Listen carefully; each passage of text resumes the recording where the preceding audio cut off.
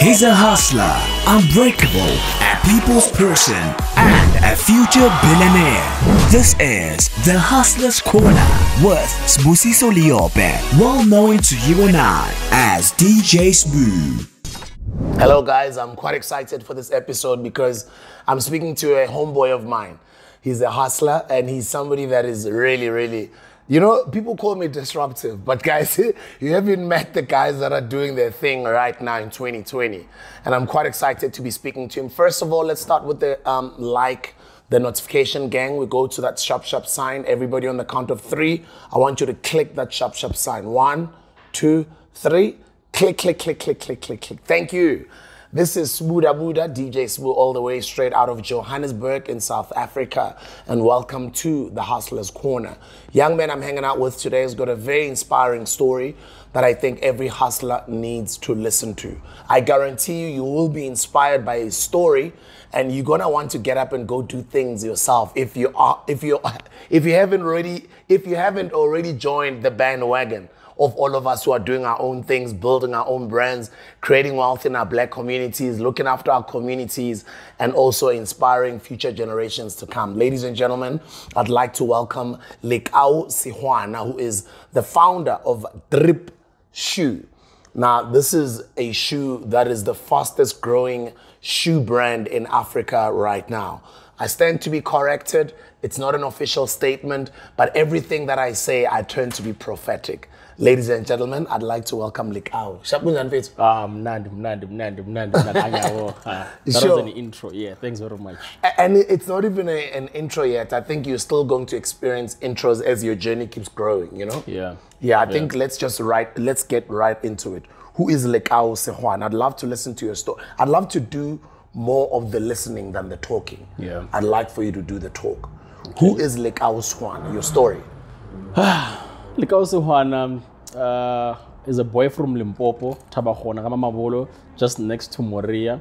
Oh, Mavolo. Wow. Now Tama Lechwamulech. Oh, yeah, you know, it's Mavulech. Yeah. Tama originates from Limpopo as well, Mulech and obviously settled in Tembisa. Yeah. And I grew up in Tembisa. Oh, yeah, nice. So, yeah. Oh, okay. Yeah, I was born at Mankweng Hospital some 1988. So, yeah, we moved to Joburg in 1990, Coco Alexandra, 1994, then we moved to Ivory Park. So, I grew up in Ivory Park. Ivory Park. Yeah. Ivory Pumlo. Yeah. So, yeah. For some of you, you know, like when you stay in Ivory, because we grew up poor, sometimes you tell people, maybe meet some people, you're like, no, I'm from Midrand. Yeah. How do I take Ivory? Midrand. Sure. Yeah. So I'm from Midrand, you know, Ivory. And I grew up there, did my primary school at Ebony Park Primary School. My high school years were at Quinisweni Secondary School, go Ivory Park. And yeah, just a normal kid, you know, growing up in poverty and informal settlement, you know.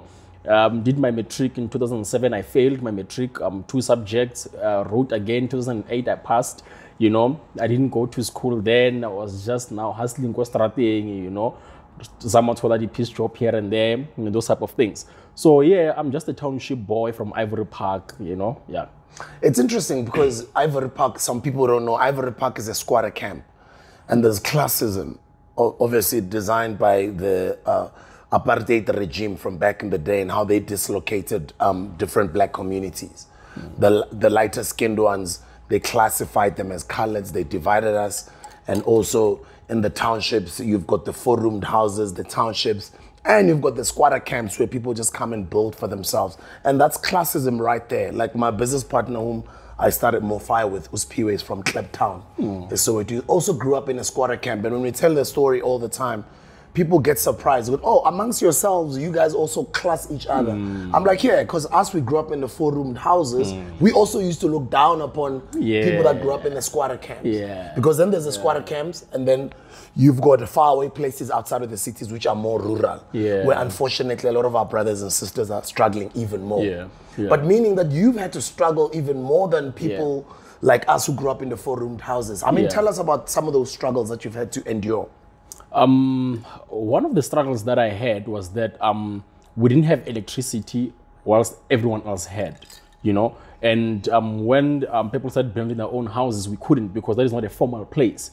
And coming back from school, I used to be laughed at because like I was staying in a tiny shack, you know, like very, very, very informal place. And I had to isolate myself a lot of times so that I can just be with myself, because I was tired of being laughed at, you know.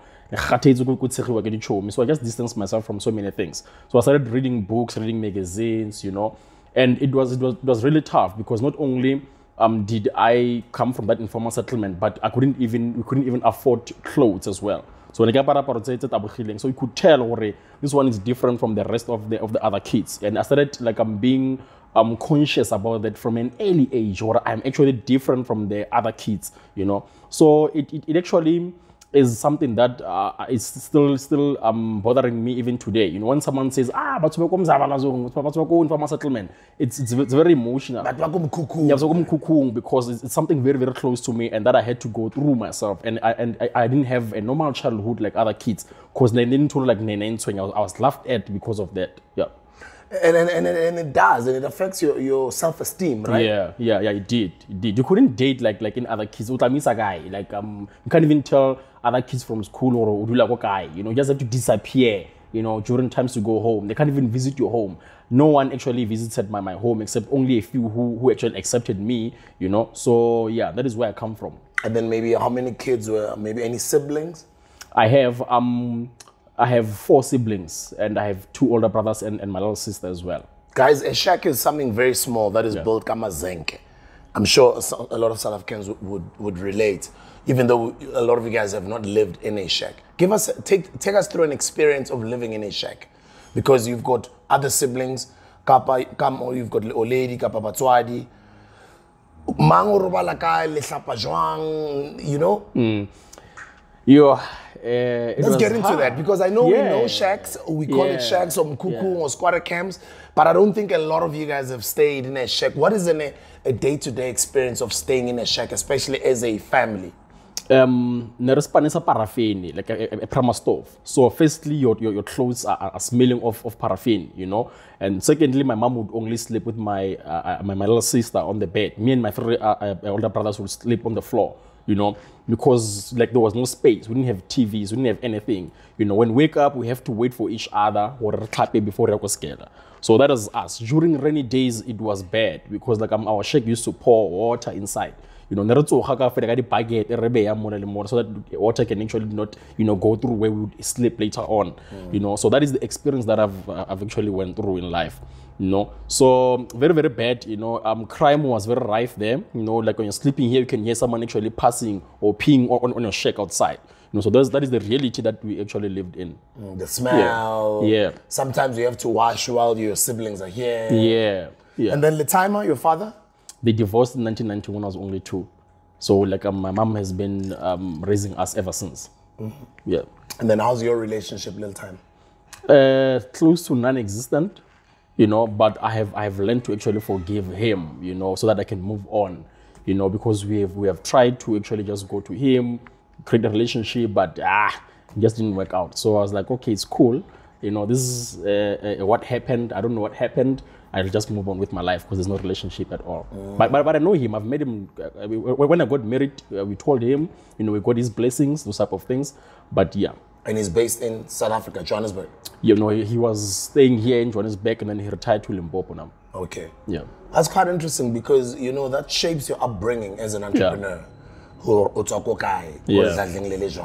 You know, and the reason why I'm asking about all of those types of questions, because I want people to understand your story and understand the conditions at which we come from, you know? Because an ordinary journey would be graduate and go get a fancy job somewhere and work your way up the corporate ladder. And what was your journey as far as Skela and university is concerned?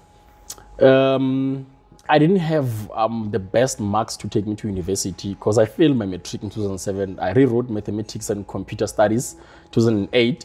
And then I was like, let me just go and just hustle. So, you know. It's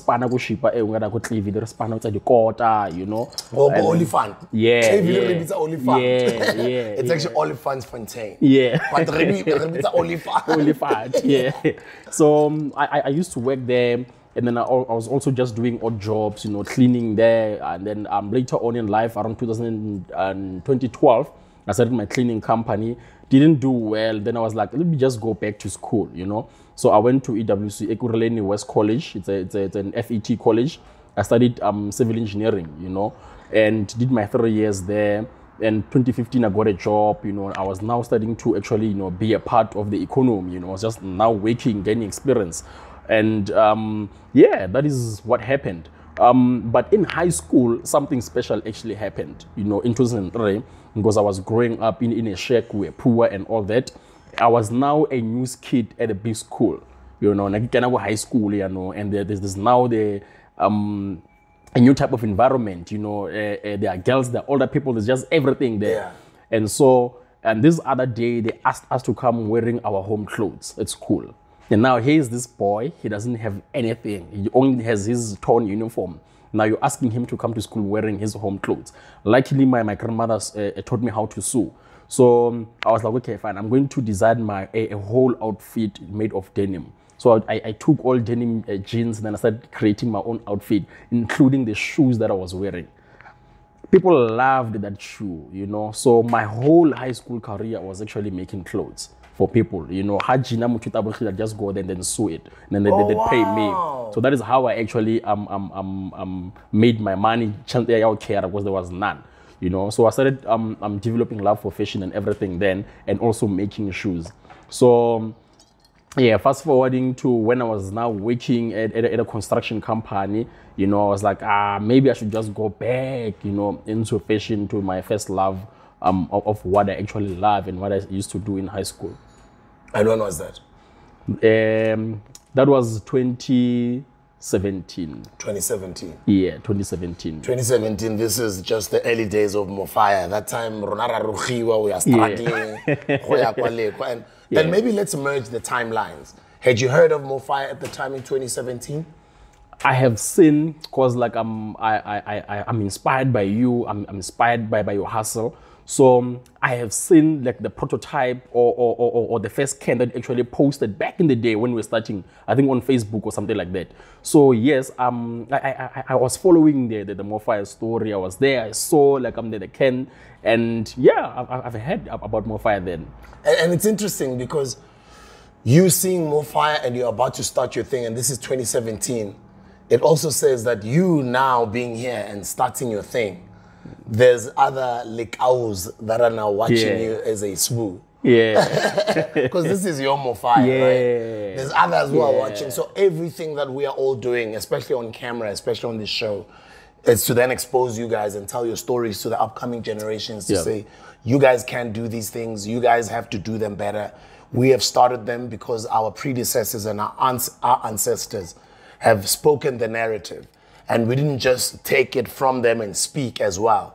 We also acted, because it's action, guys. You must act. No matter how much you can dream about it, no matter how much law of attraction you can try and apply, but if you don't act, nothing is gonna happen, because action changes things, right? Yeah. And how did the how did the drip idea come in your mind? That you can design your own shoe, you can have your own business. So ke construction company no chuna di phahlo ra ko skelo sa lentwana. And then you've got this entrepreneurial bug that's biting you, and it's 2017. The entrepreneurial narrative has started in the country. All of us are making noise around entrepreneurship. I want to know what was going on in your mind, and how did you start, and take us through the story of how this beautiful shoe started. What happened then was in 2018, early 2018, I was about to get married in April 2018. So like the company that I was working for, I had a project in Soshanguve, and it was construction of a school there, you know, refurbishment of a school, and they couldn't give me leave for me to actually go and prepare for my wedding, you know. So like my fiance then had to just go out there and then just do everything by herself. So I quit my job, you know, so that I can just have the time to actually plan my wedding, you know. So it was fine. Yeah, I actually sold my car. I was driving a BMW okay. 1 Series. You know, I just like, but I had saved money for my wedding. Okay. But then I also sold my car so that I can just have much more backup, nyana. Okay. So that after the wedding, I could just go and look for another job. Oh, when you put it so after throw, you know, Yeah, go panas. Because you've got a responsibility. Yeah, sure. yeah. And my wife was, I think, 5 months pregnant then. Oh, yeah, congrats. Yeah, thanks very much. So, yeah, I quit my job, planned the wedding. Wedding comes 22 April 2018, get hitched. And then after then, my wife now goes back to work. Now I am home. I don't have a car, you know. I'm sitting at home. You know, when you're a hustler, guys, there's things that you need. Yeah. Cell phone, data, Yeah. car, petrol, You know? laptop. When you're a hustler, those are the things you need. If you've got data, petrol, laptop, and cell phone, the airtime or sharp. Yeah. So when you don't have a car, I don't have a car now, you know. So I'm now sitting at home, you know, you just moved into a beautiful apartment, you know, and I'm like, okay, fine. What am I to do with my life right now? I know what I'm a hustler. I've started businesses, I've failed, I've done everything. I have so many registered companies that So everything you've done, you failed. Yeah. Or don't want to live. You know, like I look back and my name is attached to so many companies that failed. You know what I mean? Yeah, I have that. But we don't give up. Yeah, we don't. So now I was like, okay, fine. Let me just create a poultry farm, you know. So I went there and then we created a poultry farm, started selling chicken, 5,000 chickens. Some died, but we failed as well. Excuse me. You know. Excuse me. So we failed at that as well. You know, I created a Hoko Dust restaurant in Dago Ebony Park there. It flopped as well. You know, within such a short space of time, you know, I took all my money, you know, and I invested in all these businesses and they failed. And that was now me having to sit there and say, love, let me just go back to work. You know, we need money right now. You know, the tensions at home are starting to show. But I was like, okay, fine. Let me just try something else. You know, let me just go back to my first love.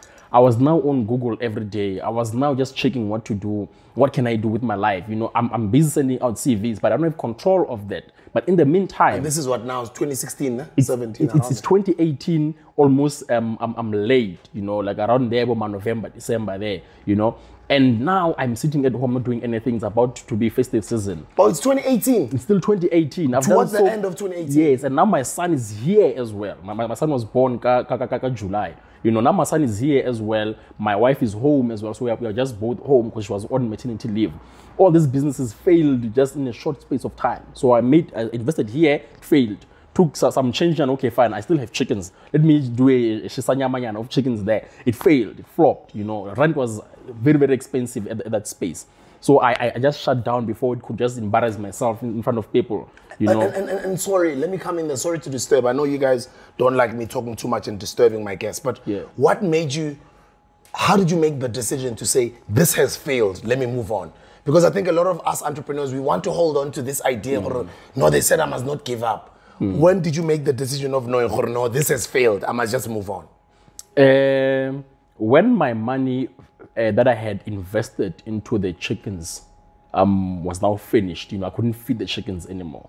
I now started to start borrowing money from my wife, start borrowing money from people that I know. I'm starting to owe a lot of people right now. You know, I can't keep the business running.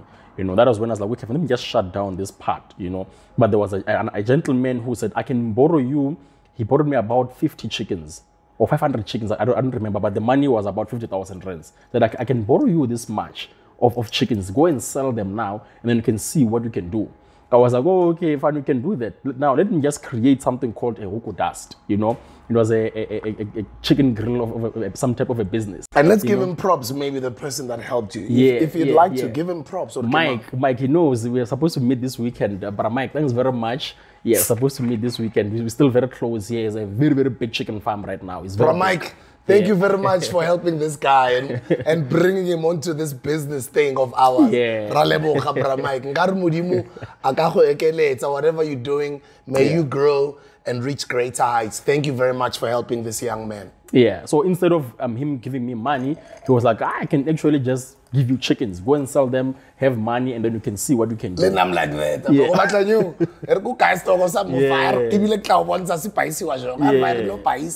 So he did that with me.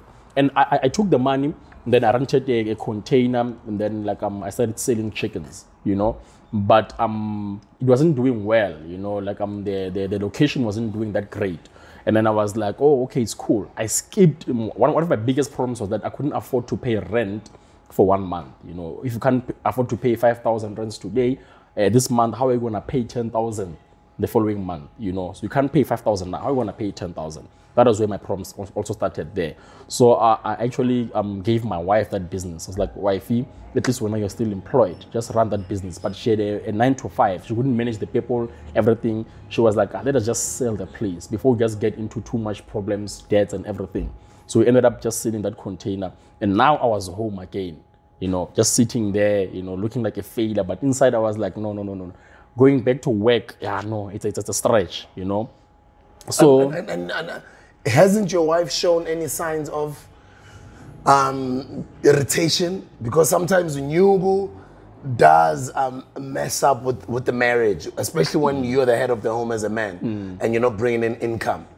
Or was she very supportive very from the beginning? She was very supportive. You know, she was just only worried about me. Or how am I now going to take it, you know, being home and not being employed? Because during the time when she was going back to work, we were like, okay, fine, we cannot let anyone to come and babysit our child, you know, because we had insecurities. I'll do that.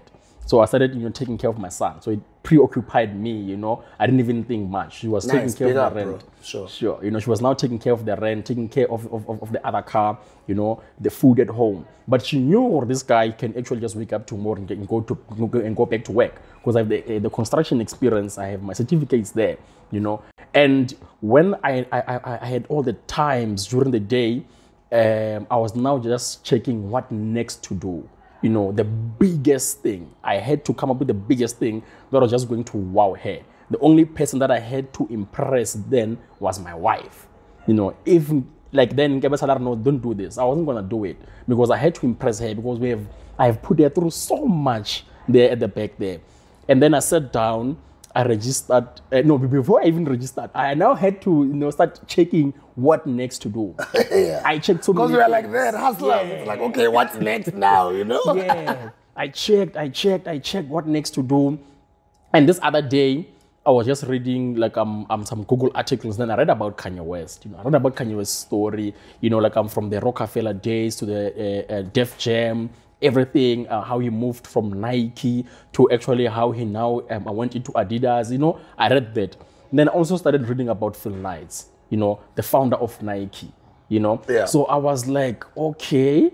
So Nike started selling shoes from other people from Onitsuka Tiger from Japan. So that was like, okay, fine. Okay, let me just get this book because I was only reading, you know, like a shorter version of the book. So now I went out there and I bought the Phil Knight memo, you know, like the founder of Nike. So that was when I was like, actually, I can do something. I love fashion. I had sneakers back in the day. I started going back into my archives, my old clothes, how I actually used to dress. I was like, there's something that I can do, you know. So during all those days now, I'm busy researching about what I can do. And there's another South African who's actually doing that called Theo Balu. And I'm like, no ways. Yeah. There's another dude who's actually doing this. And this is exactly what I want to do. And I think Theo had started, and this is what, end of 2018. Yes. Yeah, Theo was already hustling. Yeah. I was also already his ambassador pushing. Yeah. So now I was starting to put my, you know, pieces together. You know, what's going to happen? What am I to do? Where do I start? What can I do? Do I really want this? You know, but I was like, you know what? Let me just sit down, calm down, and then like just check around what else can I do? You know, I checked, then there was nothing.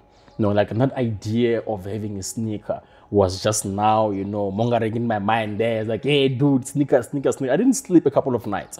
Then I was like, okay, fine. I'm going back there. You know, so started just checking design. I'm doing drawings. Like my first sneaker, I used a known brand's sole. And then I used denims on top. You know, I was like, okay, fine. I just go back there. You know, check soles. You know, so I was just putting the concept in my head. What type of brand do I want out there? Are people gonna receive this? I have so many failed businesses. Those things started happening. And then I sent a WhatsApp to a friend of mine. I was like, guys, I'm going into sneakers now. And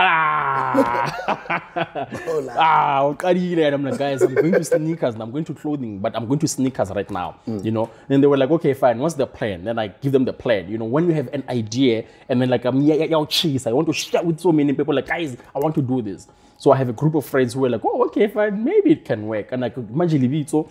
What name can we come up with for this thing? I don't even have the design or anything. What name? And that time, who are you talking to? Who's your partner, or who are you bouncing ideas to? There's a friend of mine called Alwan, another one called Mtogozisi. And then like I'm always share, even now I have another big project that I'm doing. I always go to them, guys, right now, what do you guys think? So they always give me like an honest opinion of whatever that be doing. Even though I'm stubborn, you know, because I'm a hustler. So they're like, I don't know who ends up. Yeah, well, so like I shared this idea with them, like I want to do something like this. So they were like, okay, starting again. So but then just go ahead, just do it. So what do you think of the name? So we started coming up with names, you know. There's another one called Sia as well. He's a sneakerhead. So I also went to him, like, I want to do this. And then like, please let us come up with names for what I want to do, you know. So like we're like, yeah, Abu Azania, we had names like Azania, we had so many names. And then I was like, Drip. I think because that was a trending name at the time. Yeah, it was trending. I'm dripping. 2019, 2018, Drip was trending. Yeah, and then I was like, Drip can actually work. They're like, yo, it's Bedlela. I'm a Drip. Oh, Drip. It's not gonna work. The name is not gonna work, Mfana. You'll have to change the narrative of people and move them away from this hospital Drip. I say, okay, yeah, maybe they're right. But just because they say no, maybe this is the right name for me. Let me just go with Drip. And I like, at that time, I didn't even tell my wife because I can't tell her because, you know, I've put her through a lot. So I was like, okay, it's cool. Let me register this company. And then I went there, CIPC, registered Drip Footwear, you know. And okay, cool. Now the company is registered. So where do I start? I was like, okay, if I didn't just search for factories so that I can just have the projections of money. How much will I need? What will they need? How long is it gonna take? How do I establish this thing? You know? So like now I am in the real world right now, whereby I'm like, okay, fine, I have to kickstart this thing. So now it's in 2019 right now, and over festive, early 2019. So I started knocking, going to Joburg, calling to Durban, across the country, outside the country, trying to find, you know, factories that can actually manufacture this idea that I have, these sneakers that we have drafted. You know, I went to graphic designers, let us just come up with this concept, the ideas, you know. We had a logo. The first logo that we made was actually an emoji that doesn't have, you know, the mouth. It was only just eyes. That was the first logo that we actually made, you know. So, but I didn't like that logo because now we had already come up with a design. It wasn't this design exactly. Like these lines were not here. You know, these breathable 3D things, they were not here. It was just a plain sneaker like this one, you know. And then like the sole was obviously just like this. And then like there were no prints. If you can see underneath here, it's written Drip. This is the logo as well here. They were not there as well when they're coming up with the design concept. So I was like, okay, fine. Oh, the footprints of the shoe at the well, the shoe prints at the bottom are the actual logo. Yeah. How dope is this, guys? Wow. Yeah. Okay. So all those were not there. It was just the shoe nje, you know. We're like, okay, fine. We just want something that is going to be comfortable. And yeah, I had a few prototypes from a few factories here and there. The design was just, you know, cheap nje.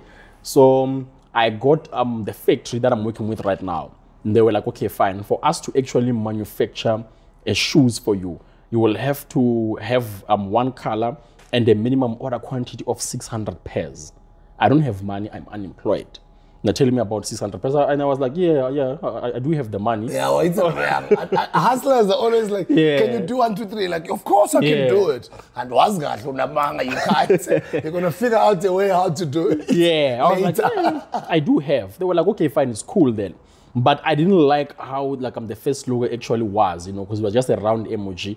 And then I sat down on my phone. I have an app that actually designs. So I designed this logo myself, you know. I was just playing around. You designed the logo yourself? Yeah, I did, you know.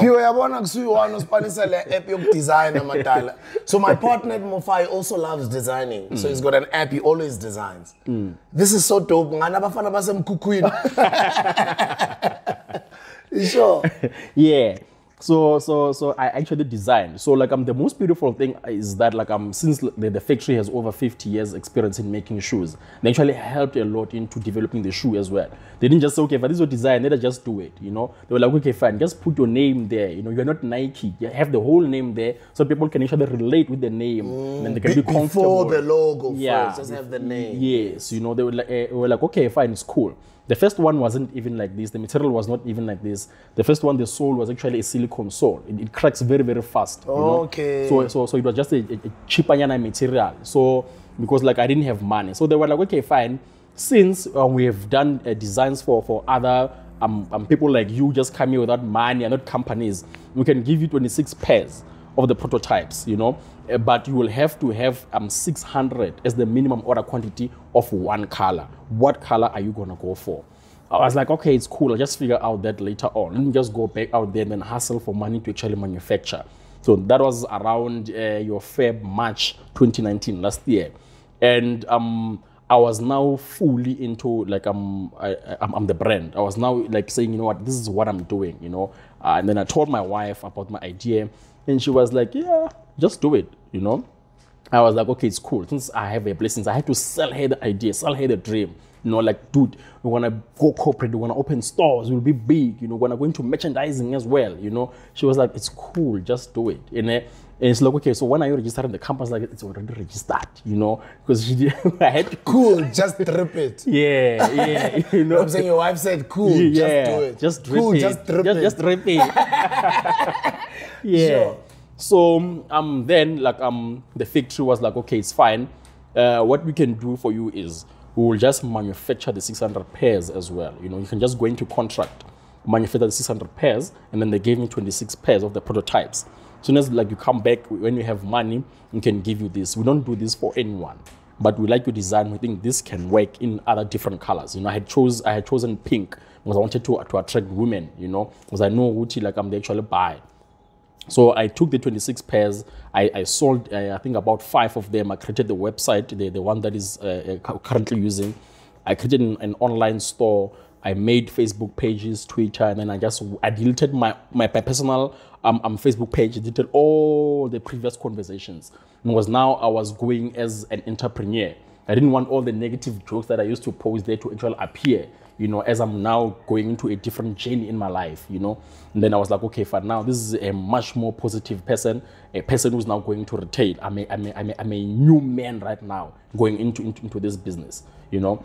And it actually worked. So the first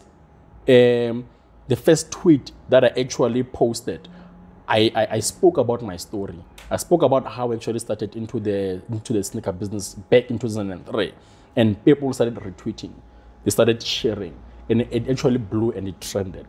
Before the product was even here, drip was already trending. And the first ones, they didn't even have the branding because there was just a prototype of the sneaker. Yeah. So I sold the name. So the 600 pairs did not have a name. They didn't have the name at all. So I took the logo and the shoe here, and then I actually said, this is drip. What we are buying here is drip. Doesn't have a brand, but I'm telling you, this is drip. You know, so that is exactly what I actually sold. So people warmed up into that idea. They started, you know, like I'm doing the pre-order that I was actually telling you about earlier on. We started like I'm paying money, and that is how we actually raised the capital to actually take out the 600 pairs. Oh wow! Yeah, just like the contractors who will sell off plan. Yeah, and use that money to build further. Yeah, and keep selling more units. Yeah, you know. So that is how I actually funded the business. That's how you raise money. That is a smart way of raising money, because a lot of the times, a lot of us are going to go look for investors, or we're going to go borrow money. You know? Yeah. So as soon as it trended, I had to go to the factory and say, guys, this is what I'm doing on social media. People actually laugh. They actually love my story more because they can relate to me. They can relate to what I actually went through in life, you know. They were like, okay, let us just give this guy a chance, you know. Social media and Twitter most of the time is toxic. So when something positive happens, they're like, oh, finally, you know, a breath of fresh air, you know, someone is doing something great. Let us support this guy. So that is actually what kickstarted the business. You know, the interviews that I started doing, being on TV, being on radio, having more customers without even having the 600 pairs at first. You know, as soon as I got the shoes, I had never seen so many shoes in my life. You know, and then they were all mine. I was like, this is me right now. I was even scared. I'm like, God, how am I going to sell all these shoes? Yeah. But they sold within 2 weeks. You know, I had already made the online store. I had already started working with the courier companies. Said, okay, this is what I'm going to be doing. I had already developed the system that we are currently working on today. I have developed them from first day of starting the business. From 26 July when I started selling to when we sold the 600 pairs, and the business was now kickstarted, you know. And I was like, okay, fine, let me just do away with the pink one. And it doesn't have a brand. Let me just now go back and rebrand and have much more colors, because I realized South Africans love color, you know. And so like I introduced the yellow one and the red one, which was the 2nd of December. The other funny thing 2nd of December 2019. 2019. The other funny Little thing. do you know that in a few months there's a lockdown. Yeah. Sure. Yeah. The other thing is, like I was actually talking to you the other day, say like I have to open a sole mold. So what was happening is, each and every time when I have to open a sole mold, I had to pay 15,000 rands. So like the factory gave me from size 3 to size 7. So size 8, 9, 10, 11, 12, you have to pay 15,000 rands so they can open the sole mold.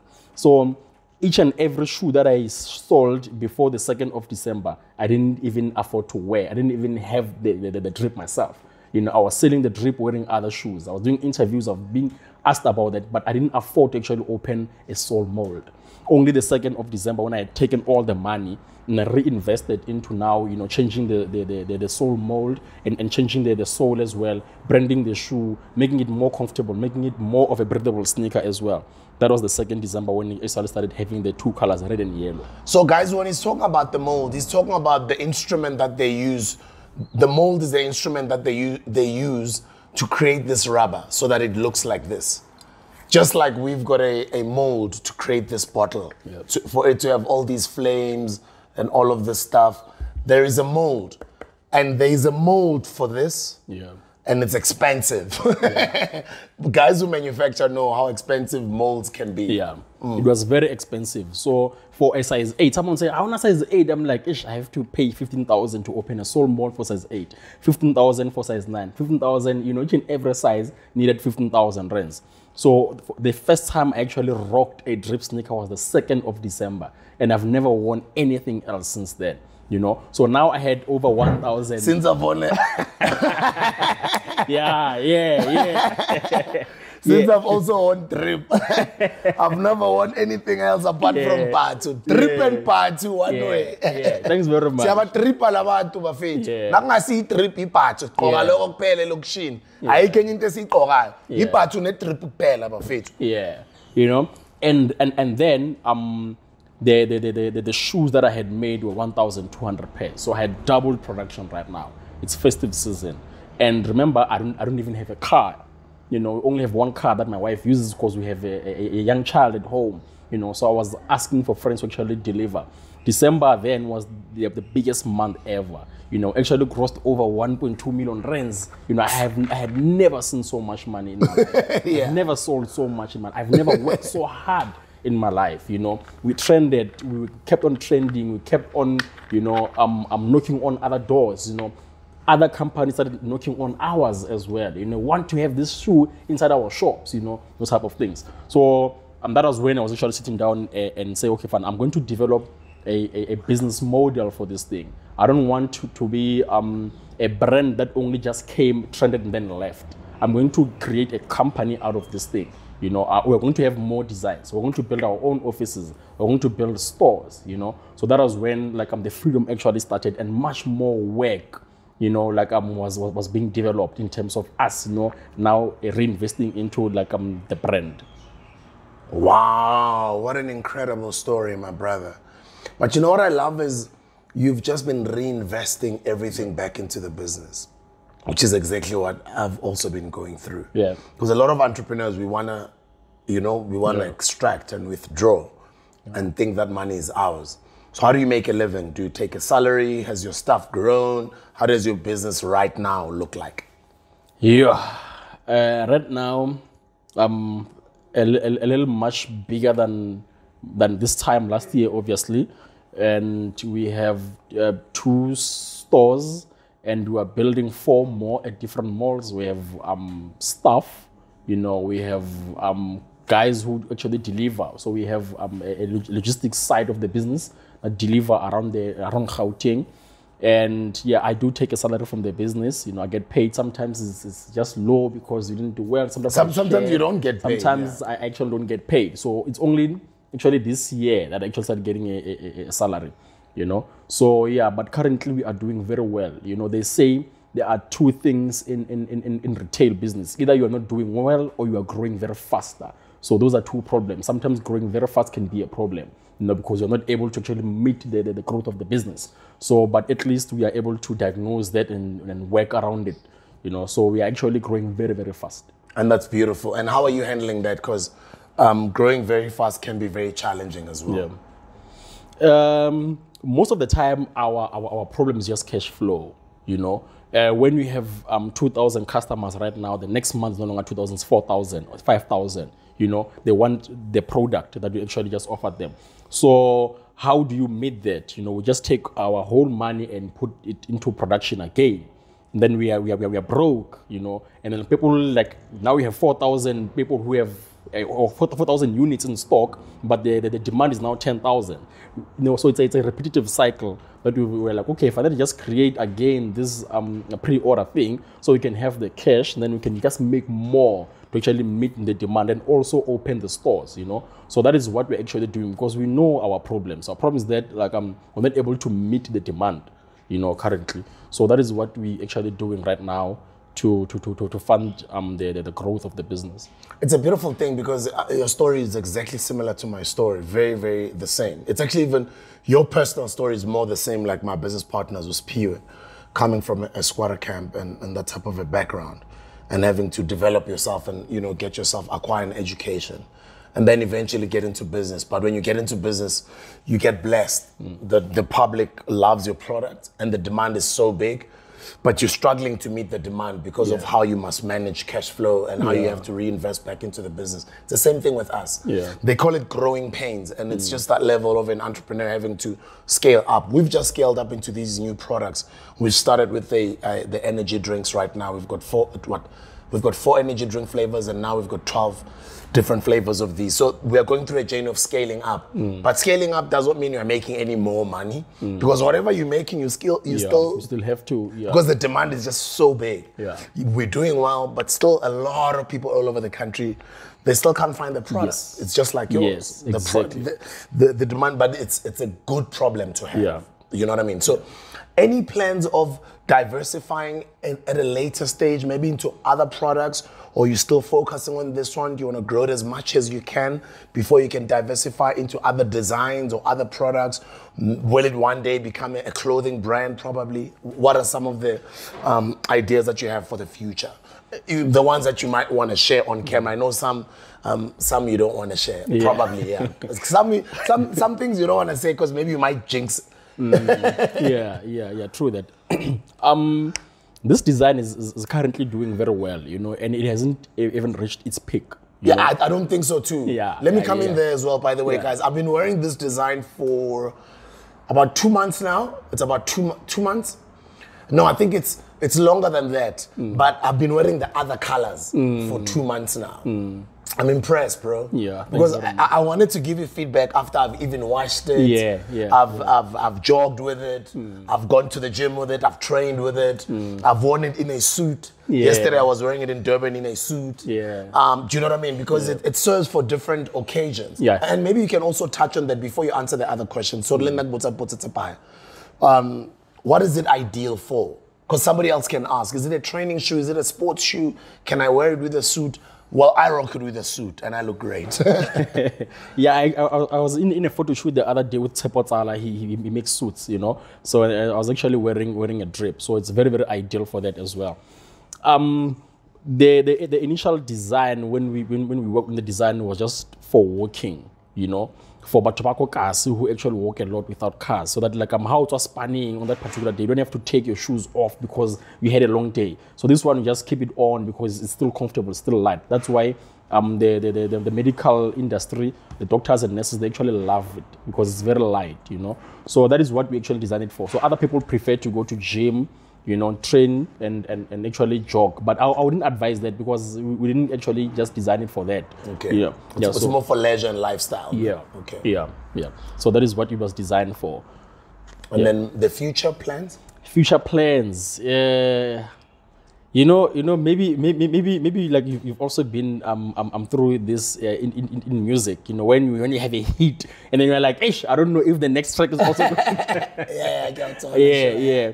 So this shoe is doing well right now. So we're actually pushing the brand as well right now. So when we come up with another product, people can actually relate. They can see that it's actually from the very same companies. It's just the same brand. Like you did with Condrink as well. It's from More Fire. People can relate to it, you know. So that is exactly what we're going to be doing. We're going to give it maybe probably around another year. We just add more colors, you know, push it more, you know, get to other corners of the world as well, up until we can actually introduce another product. And clothing, not necessarily. I don't think that, but we have other plans for that we're also going to announce. Very, very, very big project that I'm actually working on right now. Very, very big, you know, because we are on the way of building the largest Black-owned retail group. You know, I just registered the company. It's called the Drip Group, TDG. So we're working on something very big right now that we're going to announce in a few months to come. But new products, yeah, they'll be there. We have many designs. I'm just waiting for this one to just, you know, settle in. People can, you know, warm up to the name and the brand as well. That is incredible. And what is your thoughts on the current state of township economy? I know you from COVID-19 just a couple of months ago, but your thoughts on what's going on in the country as far as entrepreneurship is concerned. And with that being said, coming from COVID-19 a couple of months ago, what do you have to say as far as township economy is concerned and as far as our younger brothers and sisters out there doing it for themselves is concerned? You know, like what happened from March up until now just showed us that ownership is actually very important, you know. A lot of people were retrenched, you know. Like we can't say all of us can just own things. But we say those who want to and those who actually can must just join us and just develop products and just take over the township. You know, we have been consumers for a very, very long time. You know, it's time now that you actually just stand up and say, okay, fine, this puzzle shop, you guys have already taken them, but we want our products there. You know, it's about time actually just do that. Or okay, fine, okay, we can't run these puzzle shops now. Cold drink either, let it be More Fire or nothing, you know. So I believe our ownership is key. You should just go back to Kazi and check what is it that we're actually consuming, you know, as Black people. And then we can just get into those spaces and then create things that like become producers who also consume, you know. So that is exactly what I think about like the township economy. But we're actually getting somewhere. Right now, the current wave, whatever that is happening on social media, people supporting us, people supporting Black people, is exactly what the type of attitude that you should just carry on with. Also, like physically, when you go to Kasi, you know, buy those vegetables from that Mao lady, those type of things, so that we can just take over. And it's a beautiful thing. I can feel it as well. There is a change. Yeah. There is a wave, and I think a lot of people are waking up, you know? Yeah. And also into supporting each other and supporting our own. Yeah. Now, you know, I was saying to you before we started recording, I don't subscribe to the notion of saying Black people don't support each other. Yeah. I think I'd be a hypocrite to say that because I wouldn't be a DJ Spoot today. Yeah. I mean, who supported me all the way till today, even before More Fire, before Massive Metro, or these other things I've been doing. In my music career, I was supported by you guys. Yeah. So, and then I'm going to turn around and say, hey, Black people don't support each other. I mean, come on, who made me? I was made by Black people. Yeah. And that's why now everything I do is for my Black people, is to give back to Black people. I don't know if maybe you share the same sentiments like everybody else who says Blacks don't support each other? Not at all. You know, there wouldn't be a drip. You know, we trended, you know, there's this thing called Black Twitter. You know, we trended there because of Black Twitter. You know, we sold the first sneaker I sold the first sneaker to a Black woman. You know, we are here and we are a Black company supported by Black people. You know, they've been there for us from day one. So Black people actually support. You know, they support. I'm actually wearing a richness now. Yeah. You know, like I've seen him trend all over. You know, he's doing well as well. So they're actually supporting us. That doesn't exist at all, you know. And shout out to Seymour. I'm also wearing a Seymour opportunities. Seymour from Durban as well. Yeah. I'm rocking Simo. You know we're keeping it Very black. dope. Me, I traded Louis Vuittons, Gucci's, and all of that stuff for my local brands. Yeah. And I'm happy about it. I love the quality. Okay, obviously, I'm one of those people who are very pedantic about the type of quality of clothing I'm wearing. I wouldn't just wear anything that is nonsense quality. But I can go on for a month. In most of those days, wearing 50, 80% local brands. All the way down to watches. Okay, today I'm wearing an international brand, but I'm not always wearing a Rolex, which is my only expensive watch. But I wear my Beck's Lifestyle watch. I wear there's 3 different watches that I have. They're all local. Beautiful watches, great quality. I've had them since today. My socks, I change socks, skinny smooth socks, range. You know what I mean? Like, and I see it out there. It is slowly starting to happen. Yeah. Obviously, these companies are now holding on to just celebrities to just pay them or endorse whatever, you know. Yeah. But I think they're seeing no, the mindset from black people is starting to change. Yeah. Black people are supporting each other, and guys, let us stop having this mindset of saying we don't support each other, because we keep fueling it as if then there wouldn't be a drip. There wouldn't be a black coffee. There wouldn't be a Trevor. There wouldn't be a Rich Mnisi. There wouldn't be a Makosa or a Skinny Smooth Socks. You know what I mean? Yeah. I believe we support each other, and let's continue doing so. And let's amplify that and amplify that talk and focus on the positivity as opposed to only focusing on the negativity. But I'd also like for you to share some of the advices that you might have for the younger smooths out there, the younger Lekaus, the younger Theos, the younger Rich Mnisis out there, the younger Skinny Smooth Sockses. What would you like to say to them on camera? Keep on going, man, and always have the end in mind. You know, it's just a journey. You know, along the way you might be discouraged and want to stop. You know, people not supporting you, but just keep on going. Always have the end in mind. You know, go to school, stick to school as well. You know, 9 to 5 can actually just fund your business. You know, like you don't have to say no. I'm not about to span. Yeah, you can go to work. You know, raise that capital. You know, and then come and join us here. You know, you know. So yeah. I love that. Let's be proud about being barekisi, as opposed to being proud about being barek. Yeah. And I'm proud of it. And then lastly, I'd like for you to, or maybe second last, I'd like for you to look in the camera on the screen. You are what, like 30 right now? 31, 32? 32 years old, still very young. Exactly 18 years time, you'll be 50 years old. What would you like to say to a 50-year-old self in 18 years? That's you over there, your child. How old is your child now? 2, no? Yeah, I have 2 kids, 2 and 4. 2 and 4. Yeah. At that time, they'll be 22 and 18. Yeah, you're sitting with them, you're watching. By the way, we're going to send it to you. Yeah. We're going to send this video to you. What would you like to say to yourself? You're watching this video with your children there. A 22-year-old and an 18-year-old. There'll probably be more or another one. But what would you like to say to a 50-year-old self? I'm here. I'm 32 now, but you're watching this, I'm 50.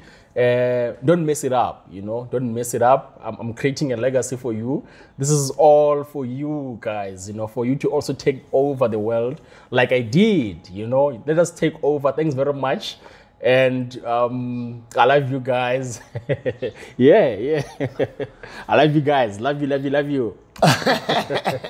I'm so proud of you, Lekau Sehoana, and I just only found out today that we're from the same hood. Yeah. I've just been supporting your brand just because of the notion of supporting each other.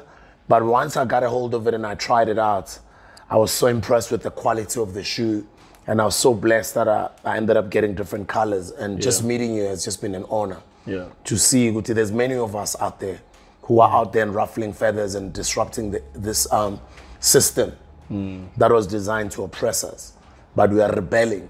Yeah. And as we are rebelling, we are taking on the words of your Thomas Sankaras, your Solomon Mahlangos, your Steve Bikos. We are not just talking. We are a generation of doers and actors. And I hope that you guys are all watching us to take it from us to even take it further globally and even export our talent, culture, etc. So I'm very proud of you. I'm looking forward to seeing you grow. Yeah, thanks and I'm looking forward to seeing you branch into other businesses, grow this business to become a household brand in the entire African continent and the whole world over. I receive. Thanks very much. Lekau Sehoana, thank you, my brother. God bless you. Guys, this man is young, only 32 years old. He's been through so much already, young as he is. But he just didn't crawl and cry into some little corner and just keep on complaining about someone or anybody or the government or his parents. He's just decided to do something with his life. And I hope his story inspires you to do the same, especially those that are on the journey as well of entrepreneurship. He's spoken about other things that he's tried and they failed. I've also shared how many times I've failed over and over. We continuously fail, but you just need that one yes. Just keep getting those no's. Those no's should not discourage you. That should be power and that should fuel you to eventually get that big yes of yours. Because we keep getting those little yeses of ours that keep propelling us to the top. Ladies and gentlemen, young people are doing great things with their lives. The question is, what are you doing with yours? Hi, I am Lekau Sehoana, the founder of Footwear. I have just been hustled by DJ Sbu on the Hustler's Corner.